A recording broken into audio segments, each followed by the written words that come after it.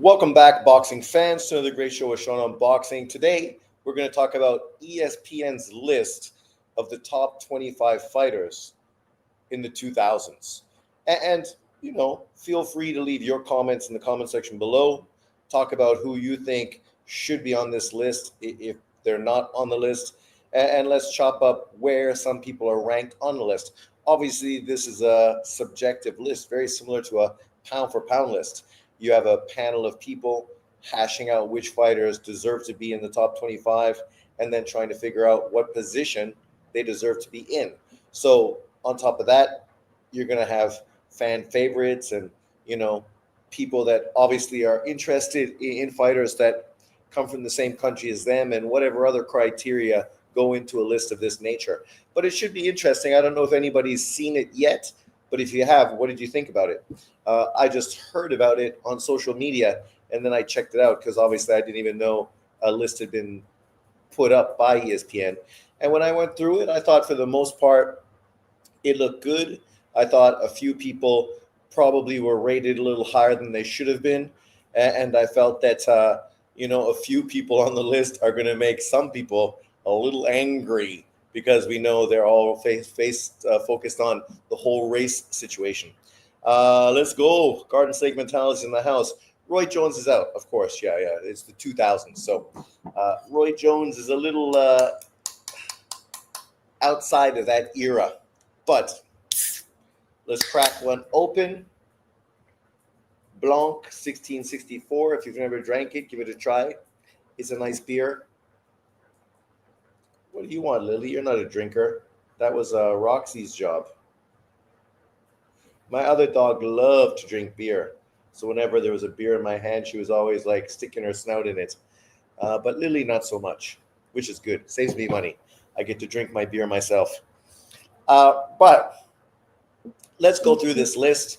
I'll just scroll through quickly one time just to give everybody a quick look, and then we'll break it down step by step and talk about where people are ranked. So let's check it out. So here we go. Canelo, Crawford, Mayweather, top 25 boxers of the century. And when you label those three fighters, understandably so. Canelo obviously has been one of the most dominant fighters during this period of time. Obviously, Floyd Mayweather started earlier, but obviously went into this generation as well. And then Bud Crawford, like Canelo Alvarez, has been a stalwart during this division or during this period of time, and obviously has done, for the most part, everything you would hope a great fighter in boxing would do. But let's just scroll through this quickly and check out who's who. So on the eve of the Bud Crawford Canelo Alvarez fight, it's kind of good that they came out with this. Here's a little comment here talking about how this list was broken down. With such a wealth of talent, narrowing down the top 25 was no easy task. But our panel of Andres Hale, Mark Kriegel, Nick Parkinson, Bernardo Asuna, and Andres Ferreira gave it their best shot. From Floyd Mayweather to Alexander Usyk, Canelo Alvarez to Crawford. Here's our rankings of the century's best. So at number 1, you got Floyd. Number 2, Pacquiao. Obviously, the two biggest fighters that were involved in the biggest fight. So it's no surprise they're there. B-Hop. Usyk, who's definitely been one of the strongest guys to end this 25 years. Canelo. Andre Ward. Terrence Bud Crawford. Juan Manuel Marquez. Roy Jones Jr. There he is. Naoya Inoue, Gennady Golovkin, Joe Calzaghe,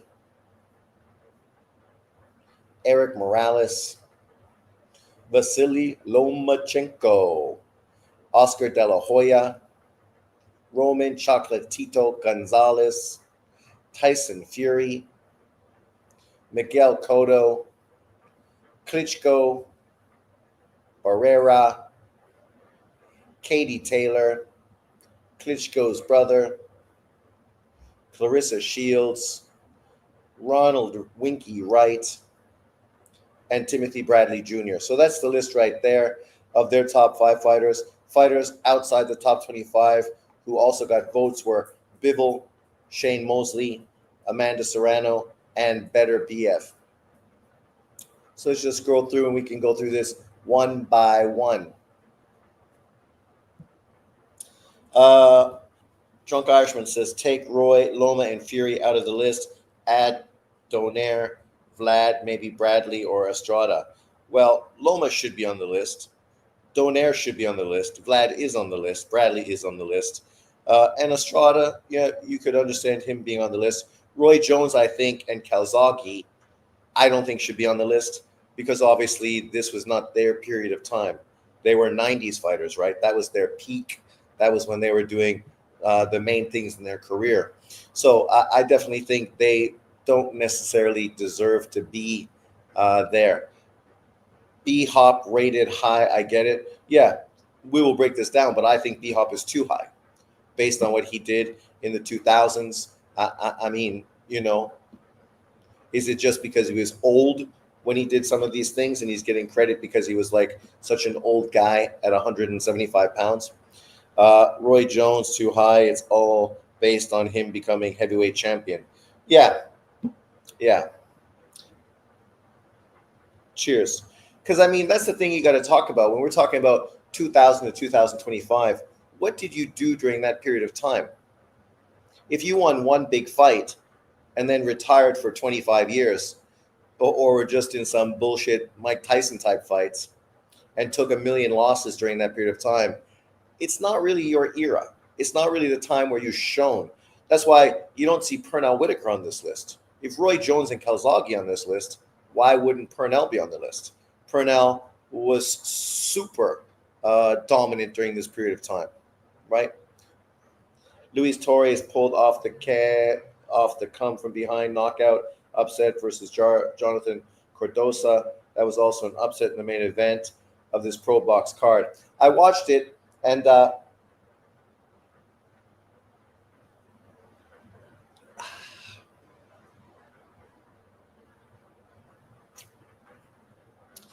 I thought White is overrated like fuck because, I mean, you knew he was in with a tough opponent, but I didn't know much about White. I just knew, obviously, he was the home fighter and the guy that BoxRec or Pro Box put in the main event. So I figured he'd be better than he was. But that guy, right, he got beat by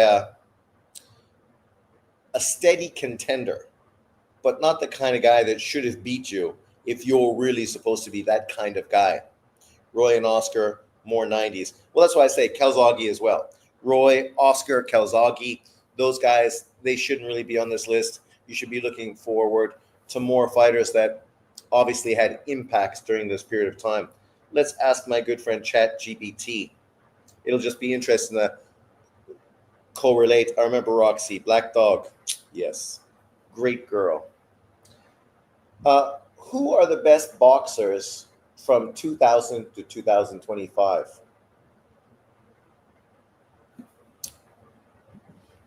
So let's break this shit down and see what it looks like step by step. So even Floyd Mayweather, obviously Floyd, a lot of the best part of his career was also in the 90s, right? But that doesn't diminish the fact that obviously he had some really big and legacy fights in 2000s. He retired undefeated after beating multiple Hall of Famers. So it's not a shock or surprise that Floyd and Manny Pacquiao are number 1 and 2. I think really most people would just assume that those two would have been number 1 and 2, right? And according to this, it's the same. This list, oh, okay, what does this list say? It's got Floyd number 1, Pacquiao 2, Alvarez 3, Roy Jones number 4. What does it say? In 2023, he beat John Ruiz. So really, it's based on one victory becoming a heavyweight champion, because pretty much after that, he just went on to lose to almost everybody he fought against. Oscar De La Hoya is 5th. Honorable mentions: B Hop, Mosley, Marquez, Barrera, Costa Zoo, Costa Zoo wasn't really mentioned on this list. Of course, Trinidad, Morales, Lennox Lewis, Winky Wright, key names shaping the decade. Recent legends, they have obviously Inui, Usyk, Better BF, Lomachenko, Jesse Bam Rodriguez, even though it may be a little premature for him. Uh, yeah.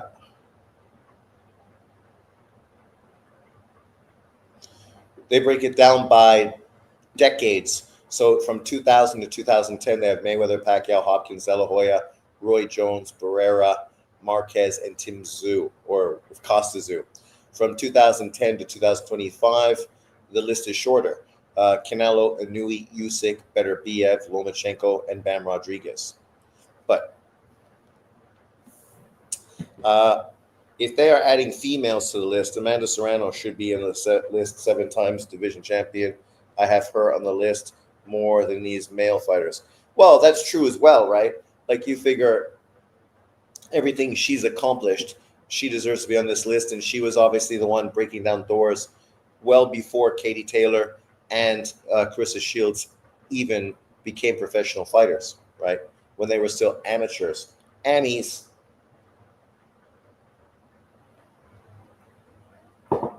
Let's keep scrolling through and talk about it. So Floyd, Pacquiao, 1 and 2. I'm not shocked or surprised. But B Hop, to be fair, right? What does it say here? 19, 6-1 with 1 no contest, 5 KOs from 2000 to 2016. 19-6.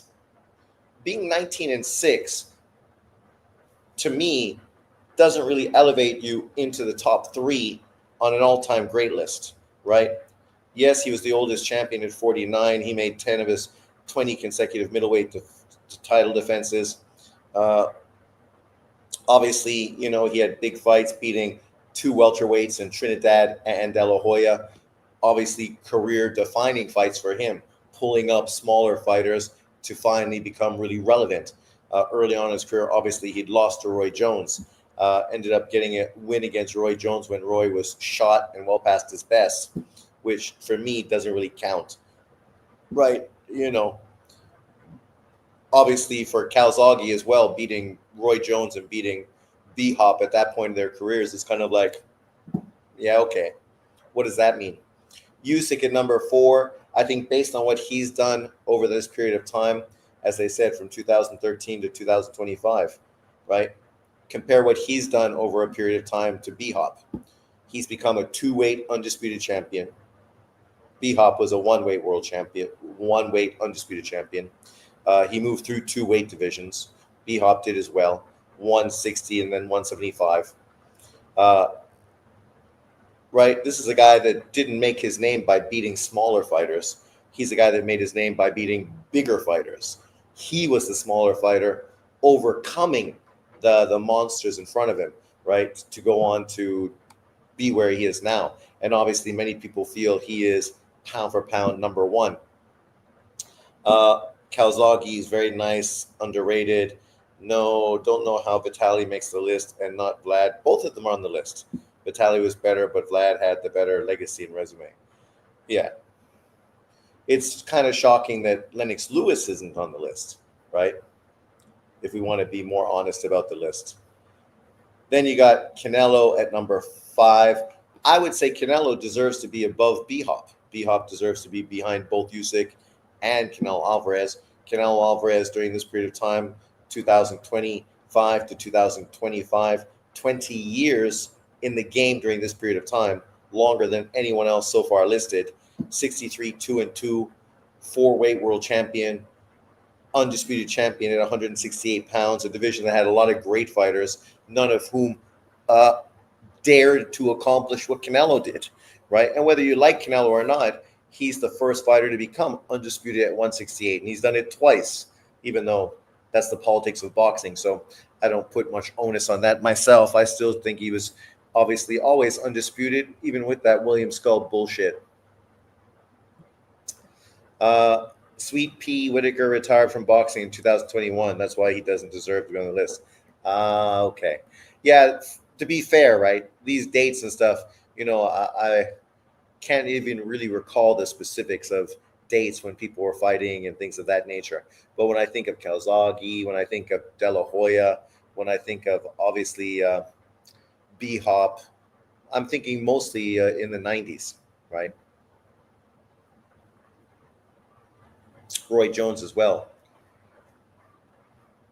Andre Ward at number 6. Andre Ward, obviously a 2-weight world champion, has a good resume. Obviously, if he was a white or Mexican fighter or Asian, people would have said that basically he was just fighting Euro bums his whole career. Where are the great black fighters on his resume? Where are the great FBA fighters?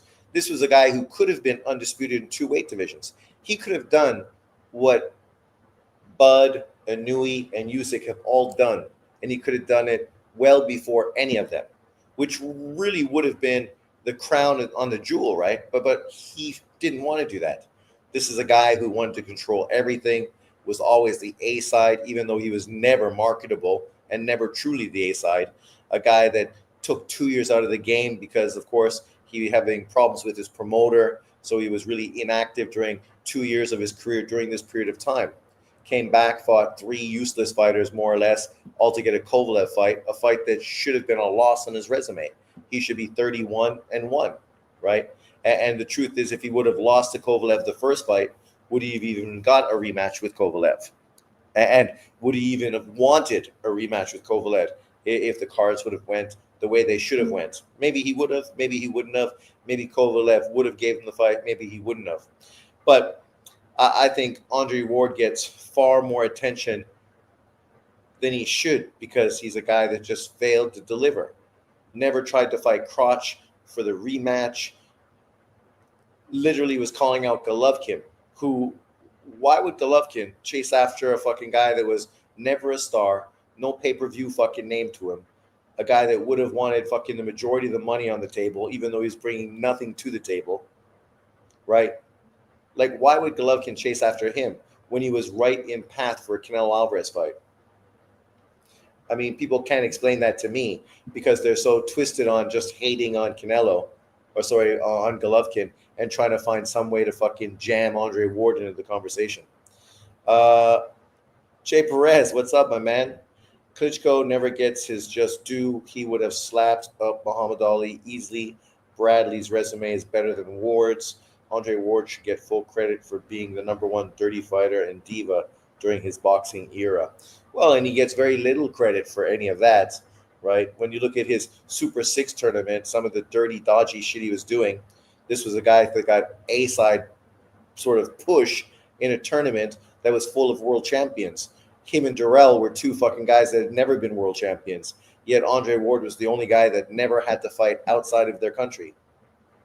Froch, Durrell, Abraham, everyone else had to fight on the road and literally took losses because of that. Then we go down to Terence Crawford. At this point, I think I'd put Terence Crawford above Andre Ward on this list. I think I'd put him above B-Hop on this list. This is a guy who's a 4-weight world champion, right? Has been fighting almost for the whole decade or this whole generation or whatever you call it. And obviously has been one of the most dynamic and dominant fighters during this period of time. Obviously, he doesn't have some of the names he should have had in his resume, but like Golovkin, he was fucking blatantly ducked by the fucking PBC for, probably 10 fucking years, from 135 pounds to 140 to 147, all the way to 154 pounds when he was just ducked by Funduro again, right? So the PBC has fucking ducked this dude like crazy. And they know why they ducked him, because they knew what he did to Errol Spence, he would have done to every other fucking PBC fighter. Danny fucking Garcia, Mikey Garcia. Who else you gonna name? Funduro. Come on. He would have fucking sparked all those motherfuckers. And there's no question. I remember Andre Ward saying he would win the heavyweight title before he retired. Then he started crying that he was being forced to fight Kovalev. Even though he wasn't being forced to fight Kovalev, he was trying to fight Golovkin, and the guy that was available was Kovalev. because Kovalev didn't have a big fight because, again, the PBC was ducking fucking guys and wouldn't have Adonis Stevenson fight Kovalev, right? And Ward didn't want to fight Adonis Stevenson. He ducked him at 168 and he ducked him at 175. Should Carl Froch make it to the top 25? No. That list is trash. So Stone Cold ET is trash. So who's not on the list from the 2000s that you feel deserves to be on the list? Like, if you're going to call something trash, tell us what's missing. Why is it trash? Bud over Ward. Do you think Ward has better wins? I don't think Ward has better wins. I mean, if you look at fucking Ward's victory over Kovalev compared to Bud Crawford's win over Spence, very similar.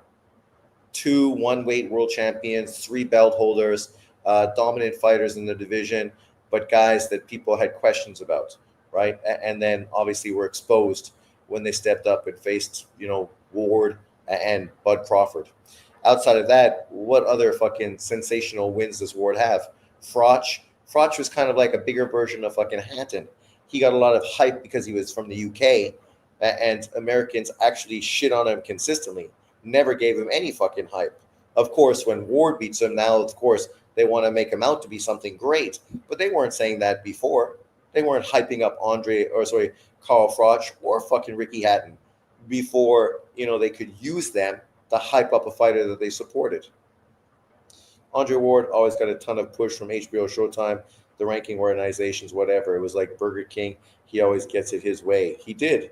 Donaire needs to be on that list for sure. Donaire is the one guy that pops into my mind for sure, and maybe Estrada, that definitively should be on this list. I mean, Donaire literally was a dominant fighter for most of the 2000s, right? 4-weight world champion, multiple weight bantamweight champion. Like, what was he, a bantamweight champion 3 times, right? I mean, some very good wins. I mean, you look at some losses he has, but they weren't to bums. He lost to Rigo, he lost to Walters, he lost to fucking, what's his face, Jesse Magdalena, and then continued to win titles after every single one of those losses. So he was still very effective, even though you took losses. And taking losses, I mean, look at B-Hop. He's number 3, and he had 6 fucking losses during this period of time. And the light heavyweight division wasn't that great. They were just doing fucking a ring around a rosy sort of parade with 3 fighters that consistently were fighting one another. But yeah, Terrence Crawford. Juan Manuel Marquez at number 8. Obviously, Marquez was a great fighter, 26-5-1 during this period of time. The thing that really saves Marquez was obviously that big defining victory versus Pacquiao. If he would never have got that victory, he would not be on this list. So I do think he's too high on this list.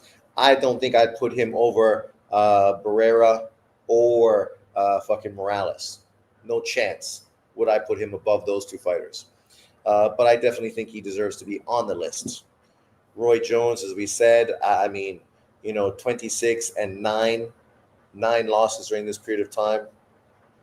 Yes, he was inducted to the Hall of Fame, but that didn't mean the 90s was his generation. The 2000s. He was a 90s fighter. He had 1 big victory at heavyweight. So, I mean, I don't know if I feel like Roy Jones should be on this list. He was obviously on the 90s list, and that's justifiable. Being on this list, Ward, Crawford above Bivol or Better Biev is hilarious. Well, Crawford being above Bivol and Better Biev is justified. He was doing far more than those guys were doing when they were doing nothing really but trying to move up the ranks. When they were fucking insignificant contenders at light heavyweight, he was already a multiple weight world champion and a pound for pound fighter. Yeah, Marquez is high for me. Morales, Barrera had better careers and better wins in the 2000s. I think so. Loma, pound for pound, better than Bud and Andre too. I agree. But obviously, Andre Ward retired undefeated. So did Bud, is undefeated up to this point. They love to point out the losses, obviously, on Lomachenko's career, even though the Salido loss was pure bullshit. The Devin Haney fucking loss was also crap, in my opinion. The only loss that was justified was Tio, right? And even in that fight, he still almost fucking stopped Tio late in that fight. I think Roy gets a lot of love because he was undisputed at light heavyweight in the early 2000s, went up to light heavyweight, and went back down to light heavyweight to beat Tarver. Was he undisputed in the 2000s? Okay. Yeah, see, I mean, obviously his window at 2000s was like 3 years, 2000 to 2003, 4 years. So, yeah, that's why I say I just don't really think of him as a 2000 fighter. Crawford was doing nothing but fighting B-level fighters. That's not true. He was literally being ducked by every motherfucker around. At 140 pounds, Broner ducked his ass. Danny Garcia ducked his ass. All those dudes fucking ran. Mikey Garcia ducked his ass. Those guys were afraid that they'd have to fucking step in the ring with him. So, you got to be fair. I know you fucking hate Crawford, Evan Deere, but, try not to be one of those fucking FPA channels. Try to fucking be a little more of a boxing fan. Crawford was always more interested in chasing easy money over legacy. He signed with Top Rank for money. Oh my God. He signed with Top Rank because Top Rank literally maneuvered him in to fucking undisputed world titles. So he should have went over to the fucking PBC. Is that what you're saying? So now you're playing their fucking game. Like, come on. The PBC was at fault, not him by signing with fucking Top Rank. Top Rank has always been a great promotional company, always able to build fighters up and showcase them and put them into world title fights. And that's what they did. Unfortunately for him, the PBC was scared shitless of him. Pound for pound measures, how great you are against elite fighters, your size or bigger. Loma has consistently shown he can beat or compete with elite fighters, giving up physical disadvantages possible. Crawford and Ward never showed that talent. Well, I wouldn't say that. Crawford knew all the best fights were at PBC and he signed with Top Rank instead. So he should have fucking played that business about wrong side of the street. Come on, Hawker. True Hawker, he re-signed with Top Rank. Why wouldn't he? You re-sign with the people that you can guarantee and count on, as opposed to a fucking promoter that now is almost fucking extinct from the sport of boxing. Yep, he waited all those guys out. Shh, you dudes are mental. But if we have this conversation about Golovkin, you're going to fucking say everyone ducked Golovkin.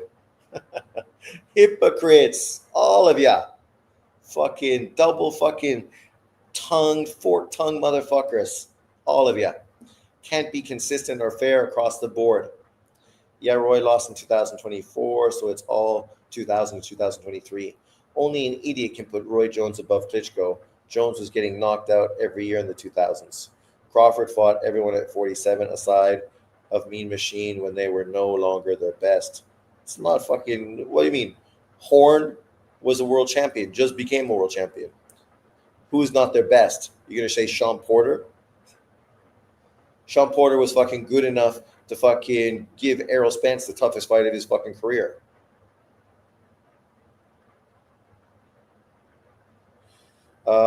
Should Bivol be on the list? Wins over Zerto, better Biev, Canelo, undisputed bunch of title defenses. I think Bivol should be on the list. But, they're using a small frame to sort of dismiss him. But then they're using a small frame to put other people on it. What did Joe Calzaghe do in 2000s? Beat an old-ass B-Hop and an old-ass Roy Jones? That is somehow making him above better Biev and Bivol, who were undisputed. And especially, as you just said, Bivol beat Canelo, beat Zerto, beat better Biev, right? And is going to fucking beat whoever the fuck steps in front of him next. Yeah, we must blame Crawford for signing with promotion knowing he can't fight anybody. Bullshit. Are you telling me that Bud Crawford is a victim now? I'm telling you that Crawford's in the same situation that Golovkin was in. Bitches duck them like crazy and use politics to fucking avoid them. Sean Porter's a B-level contender. Ugh. He was a champion, so he's not a contender. Was Al Hammond racist to Bud Crawford? I'm betting 700 to 800 on Canelo by KO. Good luck with that. Bud Crawford said that Bob Arum was the racist. John has to give the white European his words credit when he chalks up Crawford. Huh? Anthony Joshua make the list. Yeah, again, AJ didn't make the list. Think about that, eh? AJ fucking was one of the most dominant heavyweights during the 2000s. Beat Klitschko, beat a lot of good guys, has a very solid resume. Mar, what's up, brother?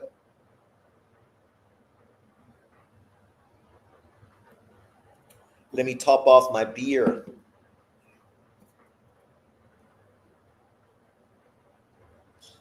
Saturday night. Bivol should definitely be on the list, and Roy Jones should be off the list. I agree. I knew he's beaten more champs than Crawford and gets no credit for it. Well, Evan, that's not true. Inouye gets tons of credit for it. He just doesn't get credit for people that fucking give Crawford credit, right? Ironically enough, people that support Crawford only because he's FBA don't give Inouye credit, but real boxing fans do give Inouye credit. And Inouye and Crawford have beaten, I think, the exact same amount of world champions. If it's different, it's like by one. So it's very close. And if Crawford beats Canelo, that's going to be another world champion, a Hall of Famer, and he's going to become a 3-weight undisputed champion, all in 2025. So that's only going to help elevate him on this list. People forget that the PBC didn't even recognize Crawford as a champion. Exactly, right? Remember they put up that fucking stat on Showtime. Really, I'm surprised to hear that. Parker has a pretty solid resume also. Inouye should be on the list, and actually AJ should be also. It's hilarious to me that people think Crawford has a chance. David Hay, get in. David Hay is not on it, but let's keep scrolling through. So, as I said, Roy Jones at number 10, Inouye at 10, Roy Jones at number 9. I think Inouye deserves to be above Roy Jones. Inouye is a 2-weight undisputed champion. No losses during this period of time. Right, 2012 to 2025. Unlike Jones, who had a 4-year period at that time. Right after that, it was just loss after loss, no credible wins, and basically fighting well past his best. Inouye's fucking been dominant and only gotten more dominant as he's went along.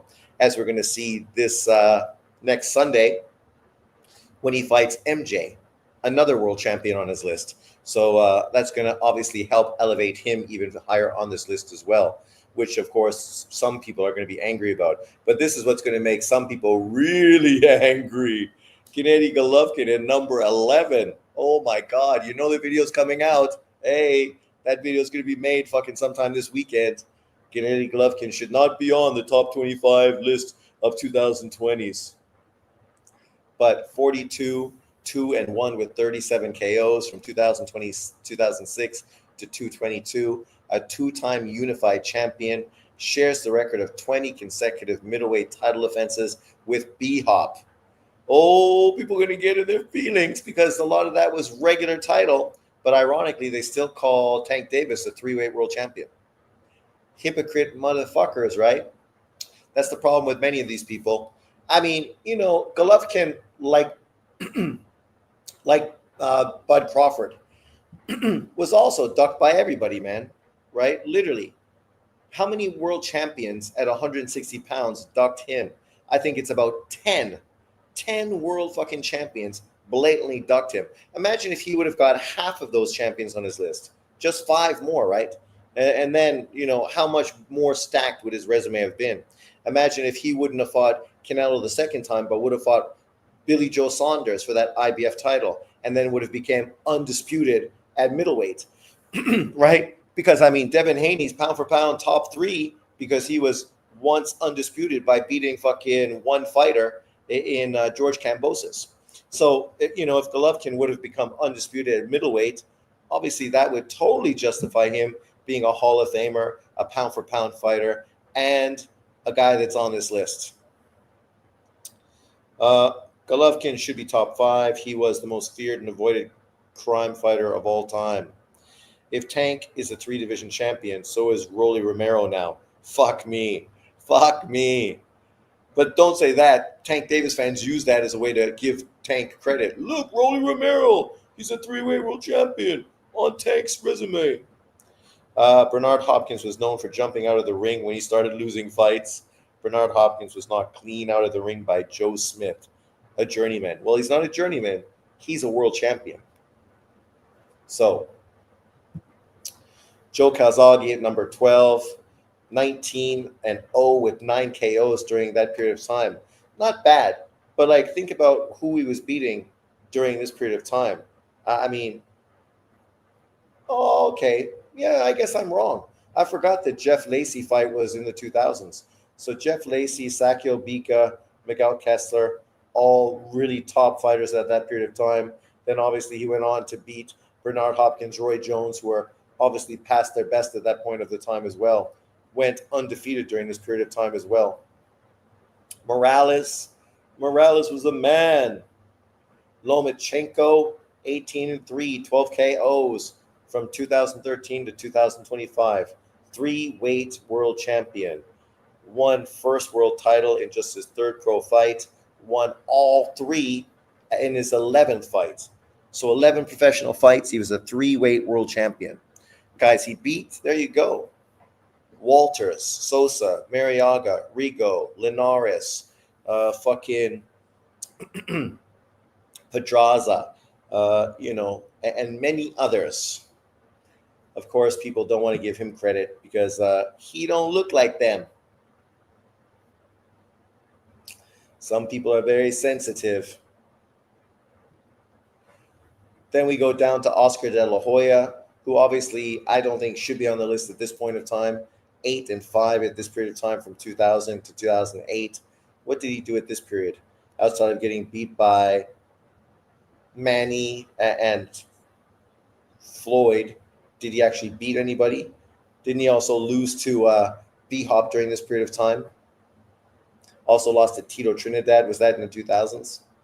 Then we got Roman Chocolatito Gonzalez. He should be higher. 52 and 4, 42 knockouts. His resume should be 53 and 3 because that last the second fight with Estrada was bullshit. That was his best performance against Estrada, his most dominant victory. So he definitely deserved that victory. He also beat Rungvisai the first time. So really, you could take that Rungvisai loss off, which makes him 53, 54, and 2. And then, of course, you could take the other fight off with the loss because he would never have fought Rungvisai in the second fight if he would have got the call the first time. So he would have been 53 and 1. 53 and 1. He might have fought a Nui, so then he might have been 53 and 2, right? But the reality is this guy gets so much hate and criticism, but he only went on to do what? Become a 4-weight fucking world champion and still is relevant today. A guy that's been fighting from 2005 to 2025, because he's going to fight soon. I hear a fight's being scheduled, but obviously we got to wait to see. I heard he was going to fight somebody at home in Panama. So hopefully that fight will happen before the end of the year. If you rank B-Hop above Golovkin, it's only because of DEI. I think so, at this point of their career. Broner, Garcia, Leo Santa Cruz, all 4-weight world champions, if they made it. Wonder if they made it. Well, they didn't. Broner, what's Broner's best win? Mikey Garcia, the guy ducked the fucking Lomachenko undisputed fight to go fight fucking Errol Spence. Leo Santa Cruz and all those boys from the PBC blatantly ducked Rigo for years. Oh, that's a guy, Sergio Martinez. Yeah, Sergio should be on that list for sure, Hawker. That's a good call, right? It's funny because, it's hard to remember when a lot of these guys were relevant, but Sergio definitely was relevant. Should Shane Mosley be on the list? 2-time wins against Oscar, Mayorga, Vargas, and a win over Margarito. Well, he's honorable mention, but then on the ChatGPT list, he is on their list. So Obviously, those two losses to what's his face, Vernon Forrest, didn't do him any benefit. Then obviously losing to Floyd, losing to Manny.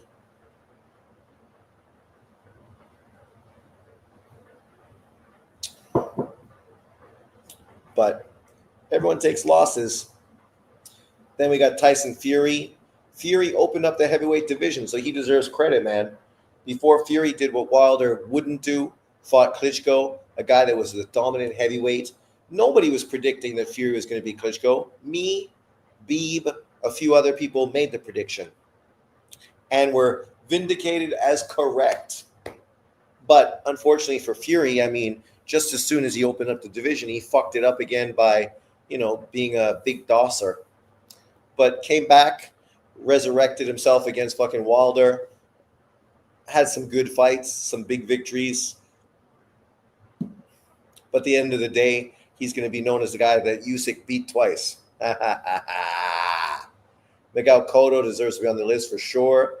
Klitschko, the good Klitschko, 18-2, 14 KOs. And Lennox Lewis ducked his ass for that rematch, which is probably why Lennox Lewis is not on this fucking list. But I was listening to that guy from the UK. They were talking about why Usyk should be stripped, right? Because mandatories are so important. That's why we haven't had a mandatory heavyweight since Evander Holyfield and Lennox Lewis. No, that's not why we haven't had a fucking undisputed champion in heavyweight. The reason we didn't have an undisputed champion in heavyweight is because the Klitschko brothers wouldn't fight each other, obviously, because otherwise we would have had a fucking undisputed champion. One of them would have been undisputed, regardless of which one you would have had. I mean, somebody would have been undisputed. Easy work. Klitschko was making easy work of every heavyweight in the world for a decade. Shane Mosley was on the clear and the cream. Yes, he was. Oh, that's a good fucking point, too. He was a PED fucking cheat. Juiced up Mosley was a beast, though, especially at lightweight. Then, of course, Barrera. I love Barrera. One of my favorite Mexican fighters of all time. Katie Taylor.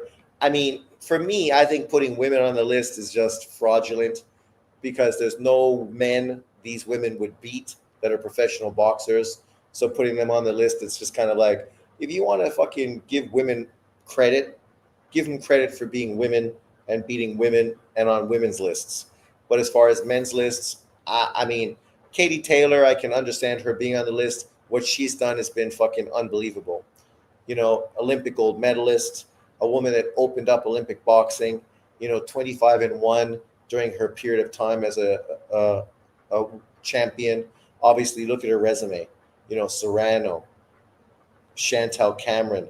Her resume is so fucking deep. It's unbelievable. The younger Klitschko, who I didn't like as much as the older one. I always felt he was too chinny and not nearly as dominant as his brother, who was a fucking monster. But, he obviously dominated the heavyweight division for a long time. And it is AJ's best win probably of his career, along with Parker and some others. Clarissa Shields, whatever, who she fights. They won't even list who she fought on this list because there's nobody worth fucking listing. Look, you don't see anyone's name because there's nobody to say.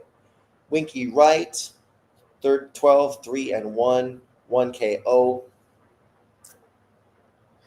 I'm trying to think. I mean, I know Winky Wright was always a tough out. I know B-Hop fucking cheated the dude, pulling him up in weight to fight him because he was afraid to fight him at at middleweight. So I ended up getting him up in weight at a catch weight so he could beat him. But, who did he really beat during this period of time? Trinidad. He fought Trinidad.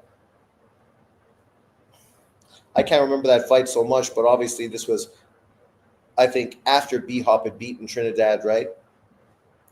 Drew with Taylor before finishing his career.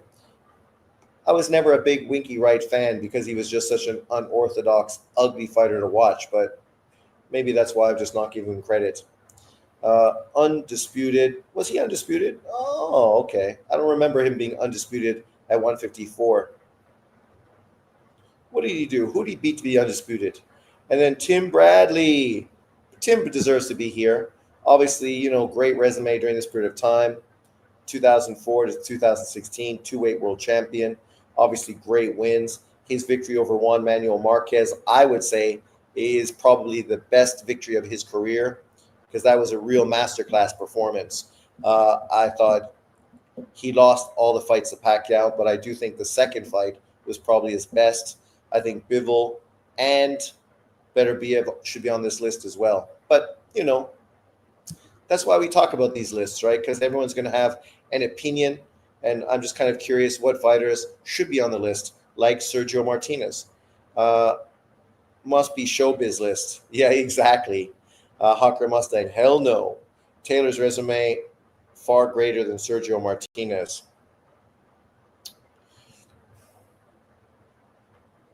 Her resume and her accomplishments, that's true. But Sergio also fucking got ducked like crazy and had to move up to 160 because 154 guys ducked his ass like mental. So you had to go up and fight bigger dudes at 160 because those were the only guys that would actually fight him. Vitali has 2 losses, both from injury. Yeah. You forgot that Floyd Mayweather ducked Winky Wright also. Really? When did Floyd duck Winky Wright? Because Winky would have been much bigger than Floyd Mayweather. When Floyd moved to 154, Winky Wright would have been what, at 160? I'd rate Jermaine Taylor over Sergio Martinez. He had wins over ATG and Hopkins and did something Martinez never did, becoming undisputed. That's true, but because he's a mental case who fucking had brain damage and went on to do crazy shit, I think people just try to ignore him. Jermaine Taylor deserves to be on the list more than Katie Taylor does. More than Katie Taylor? I don't know about that. To be fair, I was a B-Hop fan, so I thought Taylor lost both fights. But maybe I was biased. I was cheering for fucking B-Hop. And then Taylor got fucking knocked out in the Super 6 tournament after getting knocked out before the Super 6 tournament. So people couldn't understand why he was on the Super 6 tournament because he'd just been knocked out in his previous fight. And then he ended up on this tournament where inevitably he got knocked out again.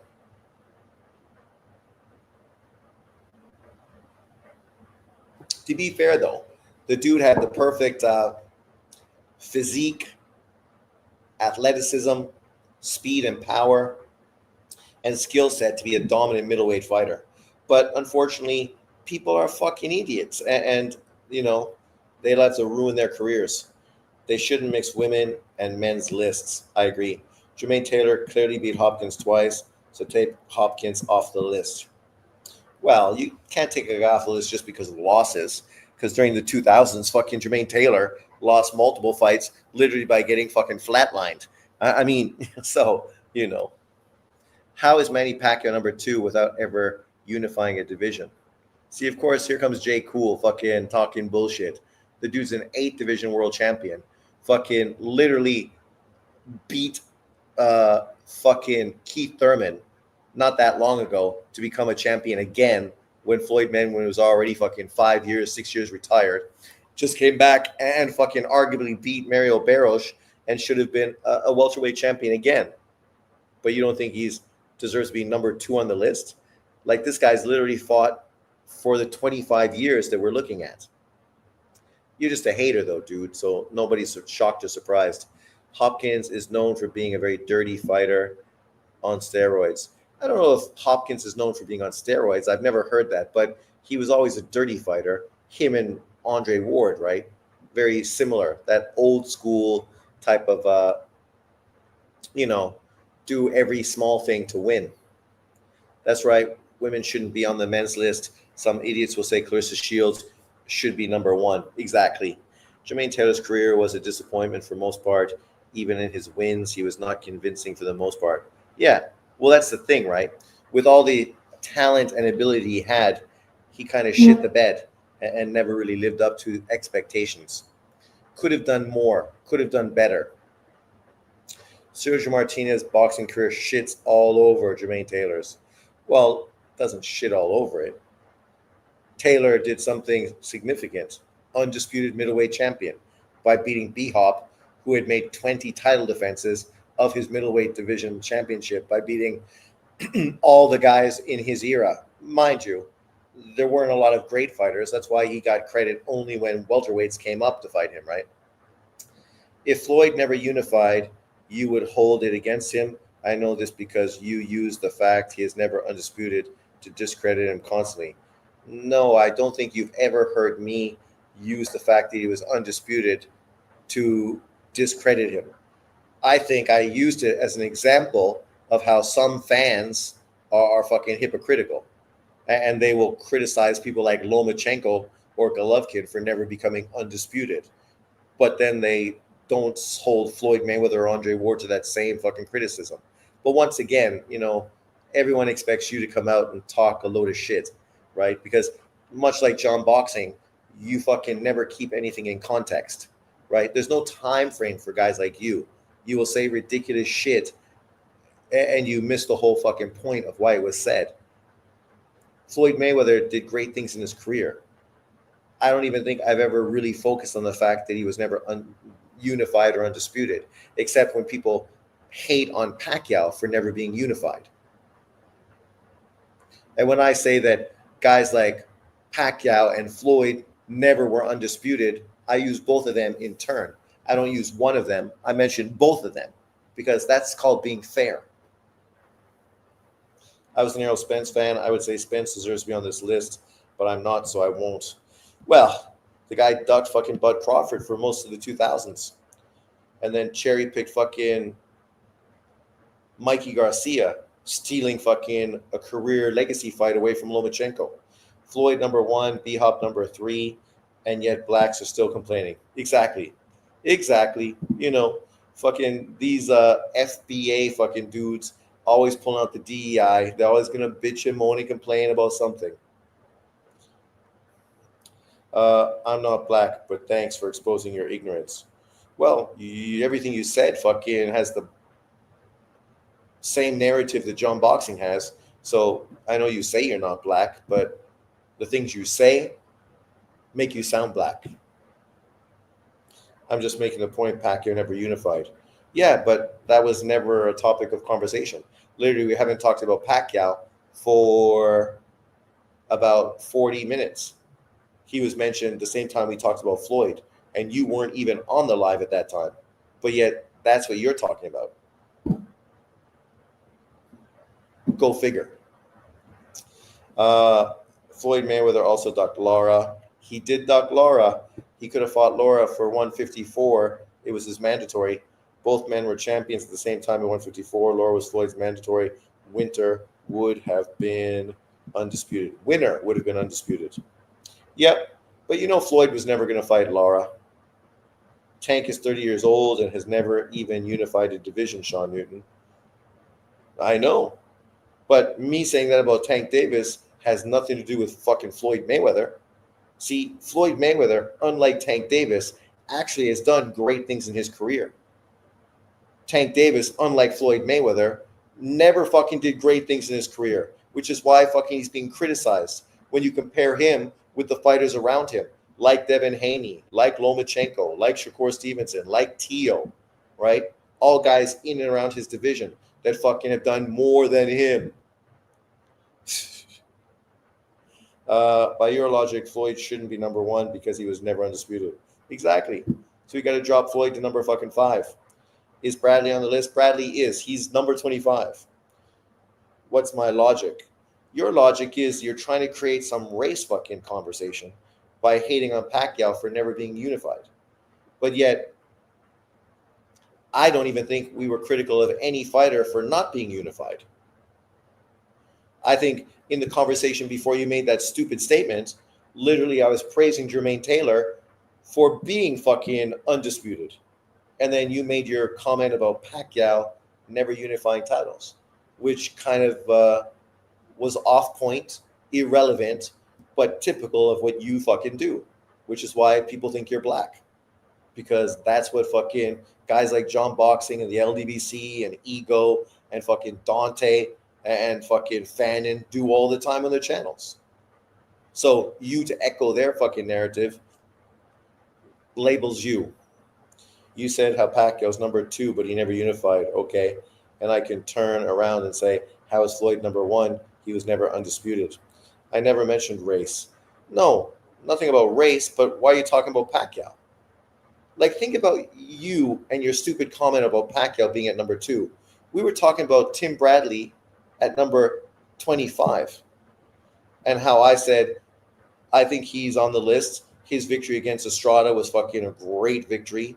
I don't think he beat Pacquiao in any of the 3 fights, but obviously he was in Pacquiao fights. And then you talked about Pacquiao being number 2 and never unified. So literally, you're trying to cause fucking racial fucking stirring. That's what you're doing. Why would you fucking pinpoint Pacquiao? There's many people we listed on the list that never fucking unified. But the only person you focused on was Pacquiao.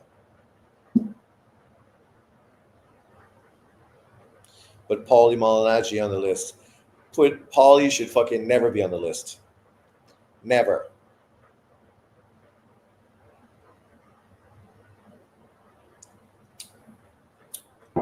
Shittiest fighters to watch live.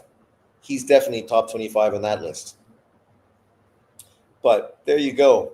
There's our list. So let's just scroll through it again to make that guy fucking angry. So Floyd Mayweather, number 1. Pacquiao, number 2. And it's no surprise Pacquiao and Floyd are 1 and 2. They were in the fight of the fucking century, right? Even though the fight bottled and fucking did shit as far as entertaining, it was the biggest fight in modern boxing history because of the 2 biggest fighters in modern boxing being a part of it. So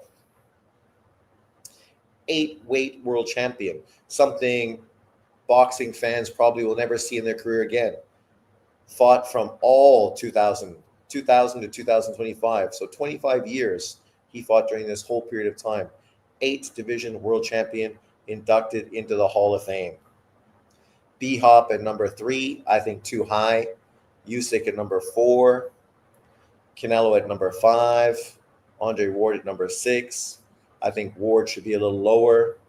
Bud Crawford at 7. I think he should be a little higher. Marquez at number 8. I think he should be a little lower. Roy Jones at number 9 should be very much lower. Anui should be, maybe at this point, maybe a couple spots higher. Obviously, he's still in the midst of his career. Golovkin at number 11 seems fitting. Calzaghe at number 12. Morales probably should be higher. Lomachenko, in my heart, I think he's definitely higher. He should be fucking top 5 during this period of time as far as the best fighters in the sport. But unfortunately, things don't always go the way you want them to go. De La Hoya probably should be lower. Chocolatito should definitely be higher. Fury, probably a little higher. Cotto,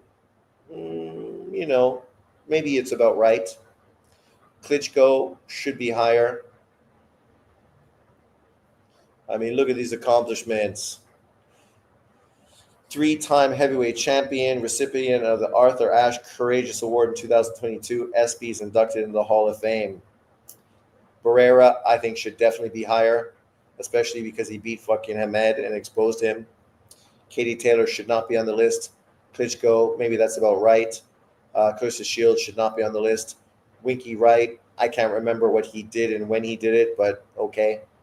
Tim Bradley should definitely be on the list. Should he be higher? Bivol should be on the list. Better BF should be on the list. But, that's my opinion.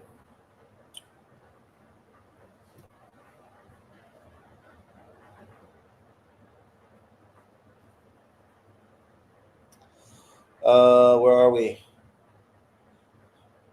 Paul Ali is top 25 of the list of biggest punchers. How did you score Floyd versus Pacquiao? I had Floyd winning. Floyd Mayweather almost killed boxing, but Manny Pacquiao saved it. That's pretty much true. 8 divisions without ever unifying. Yeah, see, when you're jumping through divisions, you're not sticking around to unify. You're taking on the best fighters in divisions and then moving up in weight, taking on great pound for pound quality opponents. You could stay at a division and unify, but unify against who? Potentially against nobodies. But of course, that's you. You're a fucking idiot. Technically, Pacquiao is a six-division champion. IBO belts and regular belts don't count. GG could have unified very easily, but he was the most feared and avoided crime fighter of all time. He did unify. He was a three-belt champion. But instead of becoming undisputed by fighting Billy Joe Saunders, he chose to fight Canelo Alvarez a second time. And in truth, he should have went after Billy Joe Saunders because he wouldn't have been stripped like he was when he fought Martirosyan or whoever the guy he fought was. Hawker Mustang, you here legally? No, I'm here illegally. That's why I hate Donald Trump. I like how people say Pac only a six-division champion. Ring Magazine doesn't count. Yet him winning the ring belt is even more impressive. He was the man in the division, just elevates his legacy even more. I guess you count IBO and regular belts, Irish. Ring Magazine, 4 sanctioning belts. Bivol and Beterbiev would be top 10 on the list if they were Americans. That's probably true. Ring not ahead of the 4 major sanctioning bodies.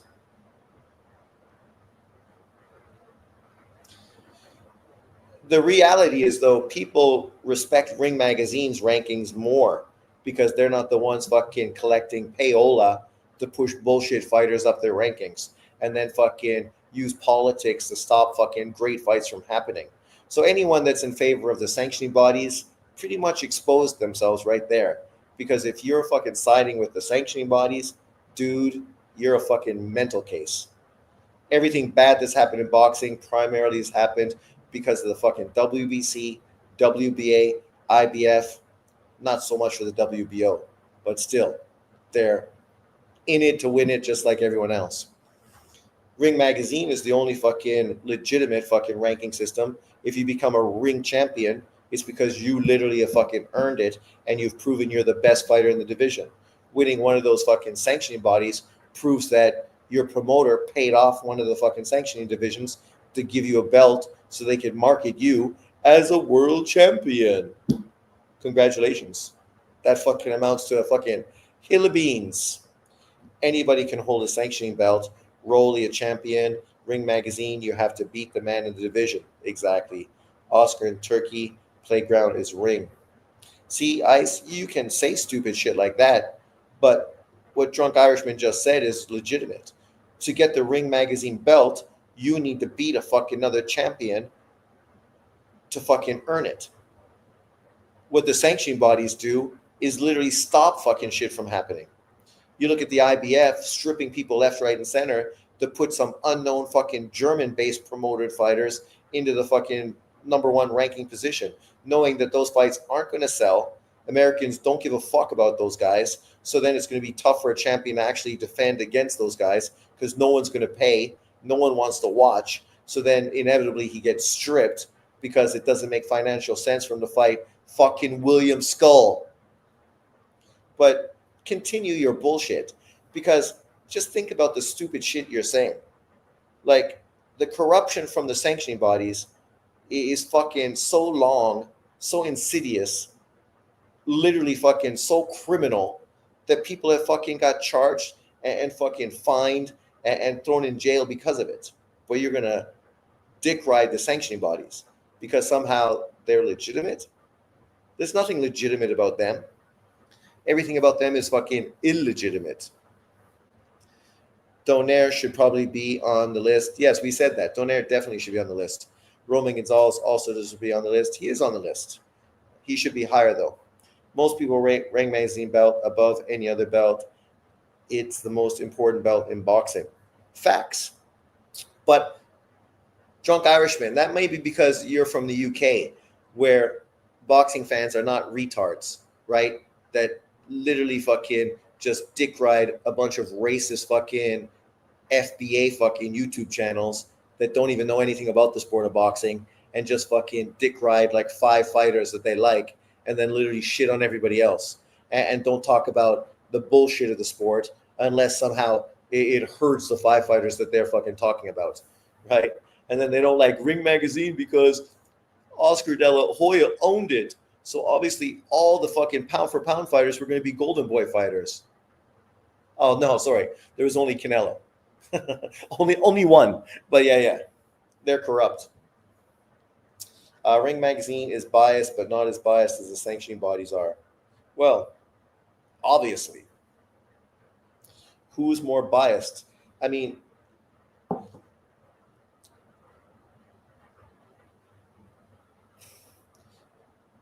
at one point, these FBA YouTube channels were talking about how Ring Magazine wasn't ranking PBC fighters higher because, of course, those were the fighters they were dick riding for.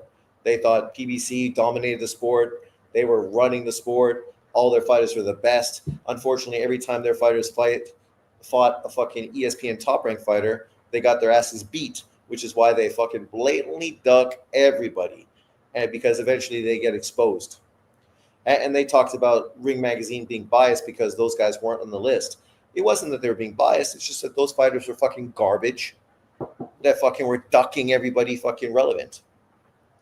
LDBC spreads the most bias and fake boxing news. Well, of course they do. Those guys act as if Devin Haney is pound for pound number one. 147 has no ring belt. 147 shouldn't have a ring belt. Who's the Ring Magazine champion at 147?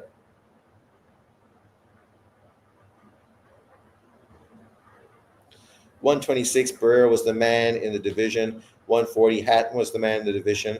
Pacquiao moved up and beat them both. Two Hall of Famer fighters. I give Pacquiao more credit for that than beating some paper champions. Of course. Did Usyk trash Fury's legacy?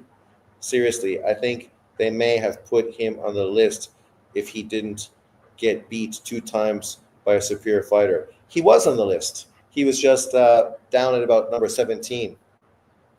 Respect Chris Eubank Jr. He's a three-time IBO champion. Yeah, which is why we don't talk about him. Because no one fucking pays attention to the IBO.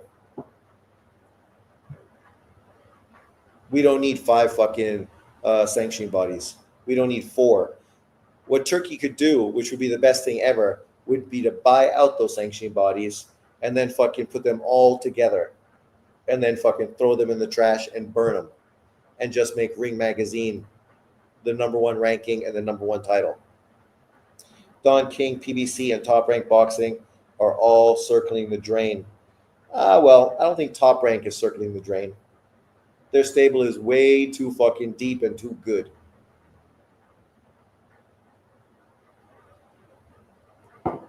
DAZN and Turki Al Sheikh would fucking love Top Rank and Bob Arum to sign with them, right?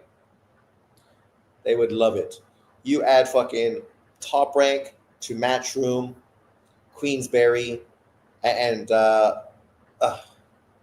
Golden Boy, and you would have every relevant fucking promoter under one roof. Boots was the ring champion after the Stanionis win, but he moved up now. Yeah, which is why there's no champion right now, because nobody deserves to be fucking Ring Magazine champion at 147. Boots is gone. At 154, also no champion. At 160, I don't think there's a champion there either. 168, obviously Canelo. 175, obviously Bivol. Cruiserweight is, Drunk Irishman is your favorite man, Ring Magazine champion at Cruiserweight? Zerto? He should be, right? He's a two-belt unified champion, but he never fought the other best fighter in the division, though, unfortunately. So, in truth, he probably shouldn't be. Not until he fucking gets on his big boy pants and fights J.O. Pataya. You skipped my Wilder comment. There's no need to fucking ever comment on Wilder.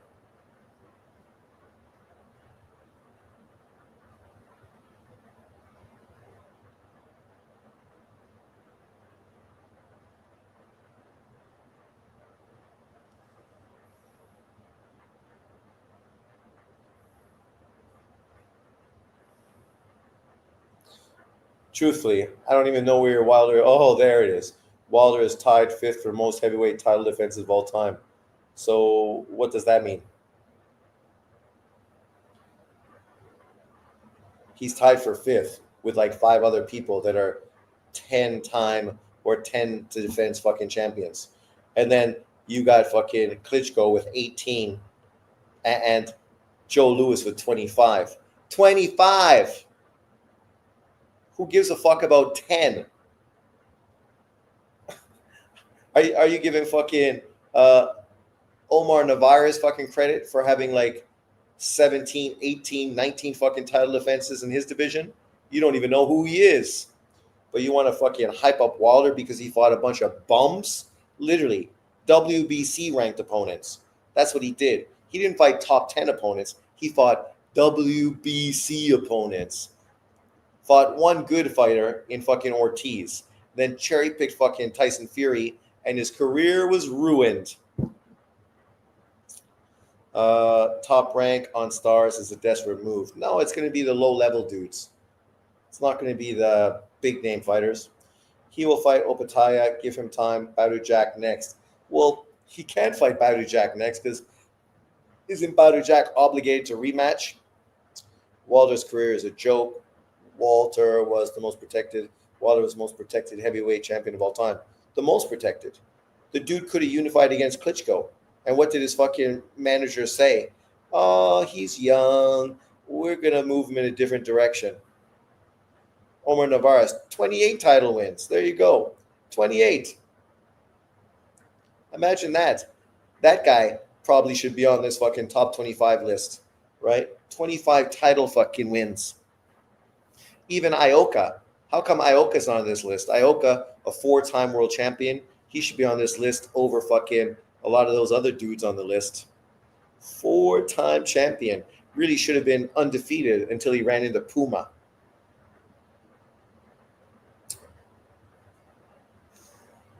Who was that Thai fighter that was trying to break Floyd's record for most undefeated fucking resume? It's like 51-0. He did it, but unfortunately he signed with Golden Boy and then ended up losing his next fight. That's what happens when you sign with Golden Boy. That didn't work out well.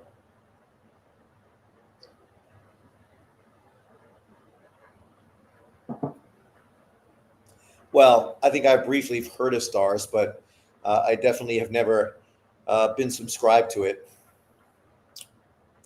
And to be fair, I wouldn't know where to fucking watch it. Do they have an app? Because right now everything needs an app, right? Otherwise, how legitimate are you? But Wilder, I mean, come on. You know, Wilder could have done real things, but his team knew that he was garbage. Donnie Nietes, yup, Donnie was a bad, bad man. Filipino man. Mike Tyson Fury, best win is Wilder, and he is on the list. Well, no, his best win, you fucking tool, is Klitschko. What are you, fucking stupid? His best win is fucking Klitschko. Easily fucking Klitschko. Klitschko had dominated fucking the heavyweight division for fucking a decade. Wilder ducked him like a bitch. And the only guy fucking willing to step up and fight him was Tyson Fury.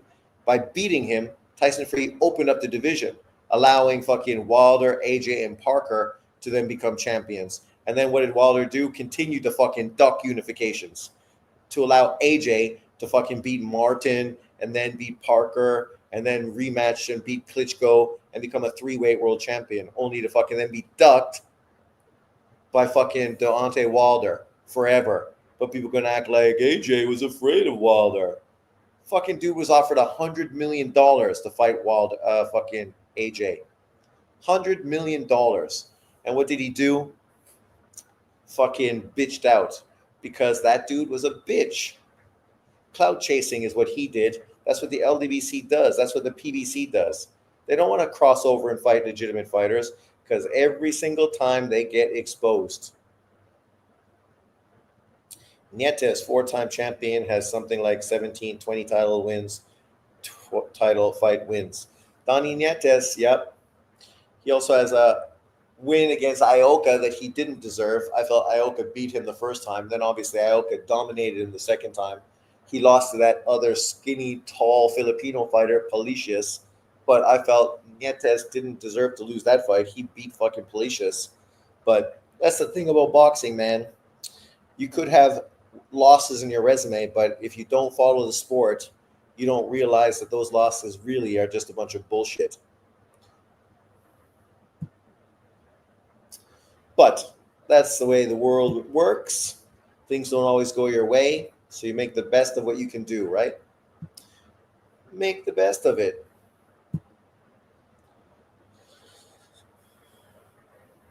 So tomorrow, Nunez versus Diaz. I mean, it'll be interesting to see if Nunez can go in there and fucking stop Diaz quick. Ngannou will beat Wilder. I wouldn't be surprised at all. But it makes sense that Wilder fights Ngannou. It makes sense. Like I said, Wilder should fight Jake Paul because that makes tons of sense. He'd make big money, and everybody hates Jake Paul. So if Wilder beat him, it would revolutionize, or not revolutionize, but revigorate his career. And then he'd be right in line for an AJ fight and other big fights. But, you know, they allowed Tank Davis to fucking get that fight.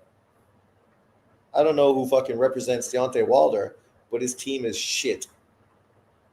Wilder was ducking AJ his entire career. Yes, he was. Clout chasing off of him, acting like he was the guy running the fucking heavyweight division.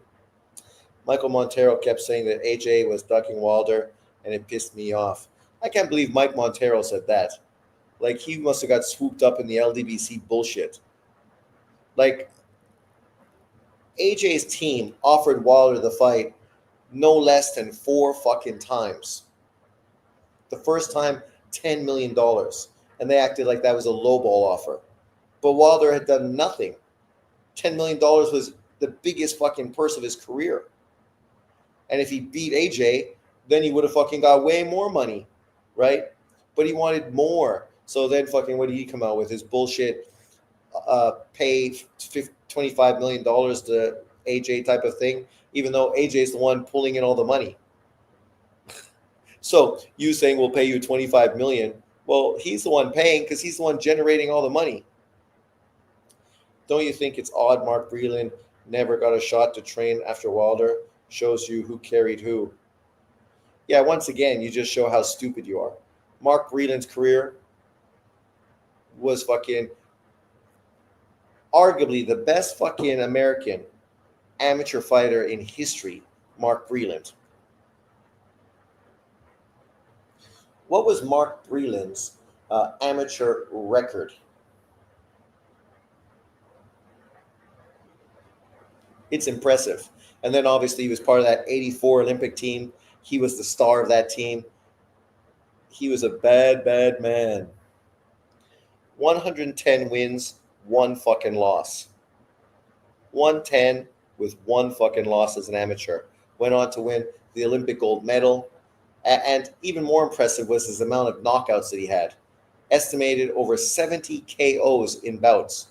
70 fucking KOs. He was legitimate like fucking Tommy Hearns in the amateurs. Long behind a jab with a big right hand, knocking motherfuckers out. Can you imagine in the amateurs having 70 fucking knockout wins with 110 victories? That shit's unfucking heard of. Wilder was a better pro. No, he wasn't a better pro. He has 1 good win, beating fucking an old ass 50-year-old fucking Ortiz. Quality victory. Outside of that, what did he do? Winning a title off of Romain Stavern? Yeah, okay, that's impressive. I mean, Mark Breland was fucking in a killer division during a killer fucking era at 147 pounds. The guys he was fighting, fucking killers. Right? So the fact that he wasn't a dominant welterweight, well, he had a great career nonetheless. Mike Montero had some bad takes. He thinks Usyk's the greatest of all time above Robinson, Ali, and Armstrong. Winky Wright was underrated in the 2000s. Well, Winky Wright's on the list, right? So he's not underrated. He's like given the glory. Amateur highlights: 1984 Olympic gold medal, 5-time U.S. national amateur champion, 2-time national gloves champion. Mark Breeden was so dominant that at one point he went 61 bouts winning streak. His only career loss came in his early career, in which he never lost again. He was often compared to Sugar Ray Leonard as one of the most talented U.S. amateur welterweights in boxing history. What top fighters did Breland fight in the pros?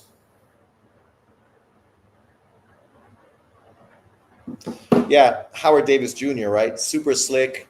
He won what? The Art Ross Trophy or whatever that's called for the best fighter in the 1976 Olympics, even though Leonard was in that Olympics.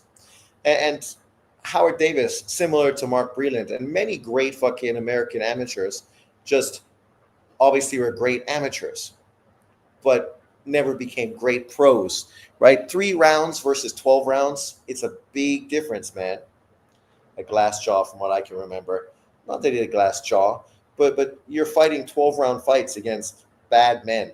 It's a different game, right? That's why some guys are great and heavy in the pros, because they fucking are durable. You can outbox them for fucking 6 rounds, but they'll still be ready to go for 6 more, while other dudes are wearing down after 6 rounds, and that's when they fucking jump on you. That's why you look at guys like Pacquiao, Lomachenko, Floyd Mayweather. These dudes, man, had great skill sets, but their gas tanks were fucking unbelievable. That's what made them a cut above the rest. Oh, top fighters he fought: Lloyd Honeyghan, Breland, TKO, round 3. Floyd Honeyghan, Hall of Famer, a guy that fucking beat Donald Curry. Donald Curry at that point was pound for pound #1 in the world when fucking Lloyd Honeyghan beat him. He was a former undisputed welterweight champion after beating Donald Curry, and Breland stopped him in 3 rounds to catch the WBA welterweight title for the second time. Arguably his best win. Marlon Starling, a draw. Ori Varka stopped him in 7. Aaron Davis. Breland was stopped in 9. I loved Aaron Davis. So to be fair, I was super happy when Aaron Davis beat fucking Mark Breland, because I was a big Aaron Davis fan. The Ring Magazine upset of 1990. James Buddy McGirt beat him. Jorge Paez. I can't believe that Jorge Paez beat Mark Breland. He was obviously well past his best at that point. Lupe Aquino, solid. Record as a pro: 35 wins, 25 KOs, 6 losses, 1 draw. Was a WBA welterweight champion from 97 and then won it again in 98, kept it until 1990.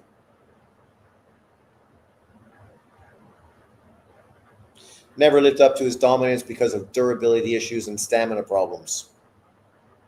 Right? Michael Montero said that Alexander Povetkin should have been banned for boxing because of the trace levels of meldonium, and he doesn't keep the same energy for any PD using Americans. Roy Jones finally got his gold medal. I heard that. Did the Korean guy give it to him, or did they just make a new one? What's the situation? And why would the Korean guy give it to him? Even though I remember that fucking Olympics, the Korean dudes were fucking mental. There was the one guy that lost and he fucking wouldn't get out of the ring. So he literally fucking stayed in the ring and refused to leave for like fucking a long time. Everything had to be fucking delayed. The judging was terrible. But that shit always happens, right? Roy Jones got robbed. Evander Holyfield got robbed. Floyd Mayweather got robbed. So, it's not unusual to see great American fighters get robbed in the fucking in Olympics. Korean guy Park gave it to him in the ring. So he gave it to him, right? Like his prized fucking possession he's had for like how many years now? Since 1980, 1988. So what is it? 98, 2008, 2018, almost 40 years. And the guy fucking gave it to him now. Oh, that's a nice gesture. You just got to ask why it took you 36 years to fucking do it. Yeah, the Korean guy gave it to him. Crazy, eh? I saw something on media, but I was kind of like, that's weird. Just because it seems so fucking random. Like this guy's prized possession, why would he give it to Roy Jones now? Is he short on cash? Did somebody offer him big money to make this grand gesture? Welcome back, young hungry lions. Cheers.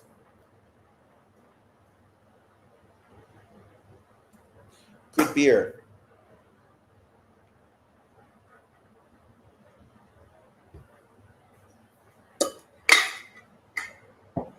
But cheers, everyone. Thanks for jumping on. I noticed my computer is dying, so I will take this opportunity to get up, take a piss, plug my computer in, and then chill for the evening. But thanks, everyone, for jumping in. It's always fun. I will see you, obviously, next week multiple times because next week is the week. Canelo, Bud Crawford, and Inouye versus MJ. It's going to be a big, big, big fight week. So I'm sure fucking there's going to be a million lives and a million fucking YouTube videos. So I'll see you next week. I'm going to try to go live probably Tuesday and Thursday. I'll see how my schedule is, but try to go live those 2 times. And obviously there'll be videos in and around that period of time as well. Probably responding to John Boxing being a fucking mental case, but you know, it is what it is. Thanks for watching nonetheless. I'll see you guys later. Remember to like, subscribe, and share. See you next time. Peace out. Where's my thing?